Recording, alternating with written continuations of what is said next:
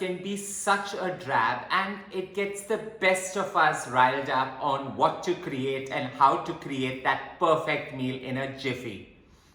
But when your best friend comes a-calling with the juiciest gossip ever and she asks for a couple's night out, it's best to go simple, star-stunner, but easy to create Thai roast chicken thighs paired beautifully with an avocado mango salad.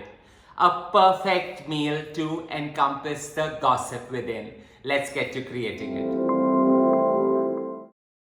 While impromptu dinners are fun, they should not be stressed out, and for me, Thai-inspired dinners are a great fix because I always have these emulsions that I've created storing in my fridge. They store for up to a month and a half. While I create them in-house, you can also use a store-bought variant and create the same result. So basically, I'm just using a Thai red curry paste, and that's going to go in with some coconut milk, with some herbs, flavoring the entire mix. And we're going to roast it, a twist from the all-famous, everyone doing Thai curry.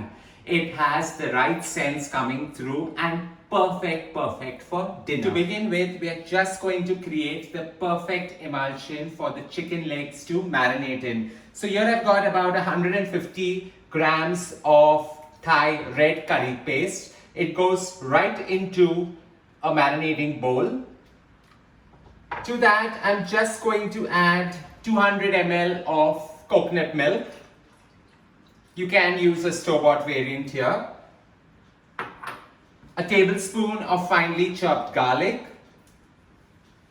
1 tablespoon of finely chopped lemongrass, 1 tablespoon of finely chopped ginger, and these beautiful bird-eye chilies that's going to get the heat right out. So 3 numbers. Be careful, these are spicy. Roughly chopped, they go in. With the spice blends all in, it's now time to add in the herbs. So we're just going to get to chopping some cilantro, some basil, and some kaffir lime. Chopping cilantro can be as coarse as possible. The purpose is to get all the flavor coming through really well. Coarsely chopping some basil. I love the bruised texture that basil gets. Kaffir lime, all I'm going to do is nip it with a scissor. The thinner the shards, the more beautiful the flavors coming through well. In goes a generous sprinkling of some sea salt. Just go right in. The trick here is to ensure the marinade is flavorful and makes things so much more easier. So a drizzle of some fish sauce, about 20 ml, 30 ml. Some light soy sauce, another 20 ml of the same. And the thing that merges everything together, because Thai food is always about perfect harmony in all the flavors. A generous sprinkling of some sugar. Not too much, maybe a teaspoon to the max. We're just going to add about 20 ml of sunflower oil so that it emulsifies well and sticks to the marinade. Just allow all the herbs, the spices, the coconut milk and the oil to emulsify really well. And we're just going to take our 1 kg of chicken legs and put it right in. While I'm going to be roasting this in the oven, you can also cook this on a pan with some oil on the slowest possible simmer, 15 minutes on each side, allowing it to cook.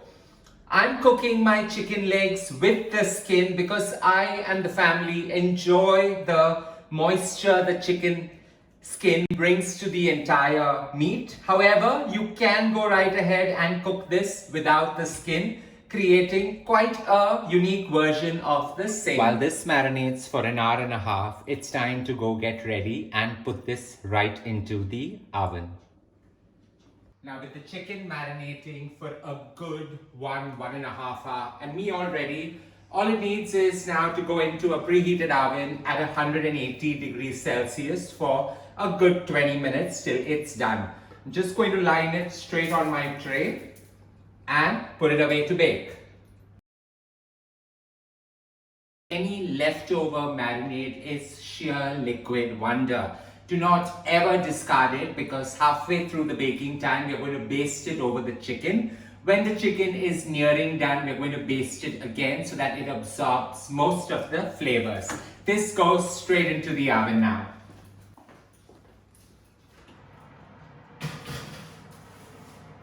"20 minutes of baking while we wait for the juiciest gossip ever." You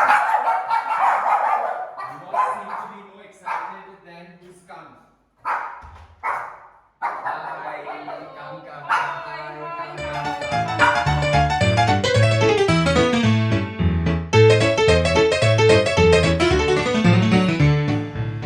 With the chicken beautifully roasted, and these chicken legs have that sharp Thai scented flavors. I'm just going to allow it to rest for 4 to 5 minutes, and in the meantime, let's go to create the most famous and beautiful mango avocado salad. This mango salad is one of our co-favorites, and it pairs beautifully well with the Thai chicken legs. In case you are unable to source some great mangoes, any fleshy fruit works. You can use some beautiful ripe and luscious papaya, or you can use a melon variant to create the same salad. So to start off with, I've taken 4 mangoes, cut them roughly into large dices, and they go into my beautiful mixing bowl. I love using this large bowl because it really works so well for the theme that we are in, very Thai in nature. Now the salad is so simple, it virtually makes itself. So with the mango in the bowl, here we have about 2 whole spring onions that I've cut into roundels. They go in. To this, I'm going to add some chipotle peppers, 2 of them, just to give that little additional heat that's required. We're just going to let all this toss well and add in the avocado. Such a simple salad, and allow it to little mash up to actually have more flavors coming through. In goes the beautiful avocado. I'm just going to ride right through it and put it straight in. So I'm just going to roughly cut it up like how I always cut avocado for my salads, and just put them straight in.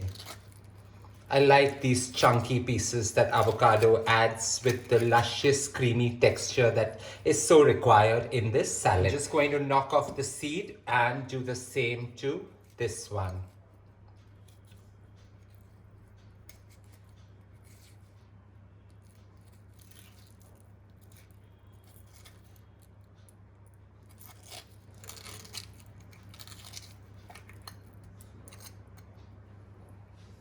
A light toss so that everything mixes well. I've got about a tablespoon of finely chopped coriander leaves.